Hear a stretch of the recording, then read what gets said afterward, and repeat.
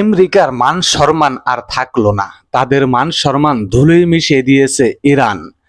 American সেনা আটকা পড়েছেন ইরানে, সেটাকে খোঁজ চলছে, খুঁজে তাকে পাবে না তো। সে জাহান্নামের সর্বোচ্চ স্তরে পৌঁছে গেছে, কোথায় তাকে খুঁজে পাবে? এভাবেই আস্তে আস্তে শেষ হয়ে যাবে আমেরিকা। ইরানে সরাসরি হামলা করেছে সৌদি আরব। পিপিলিকার পাখনা গজায় মরিবার লাগে। যখন তার মরণ আসবে তখন তার পাখনা গজায় আর আকাশে উড়ে যায়, তখনই পাখনা ভেঙে সে মারা যায়।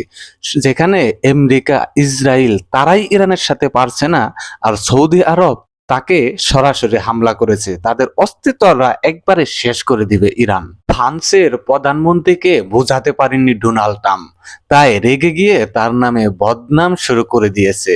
সে বলতেছে যে ফ্রান্সের প্রধানমন্ত্রীর ওয়াইফ তাকে নাকি প্রতি রাতেই পিটায়। খুবই দুঃখজনক একটি বিষয়। ডোনাল্ড ট্রাম্প পালানোর জন্য গর্ত খুঁজছে। তারা পালিয়ে কোথায় যাবে? পালিয়ে যেতে পারবে না, ইরানের হাতে পড়েছে।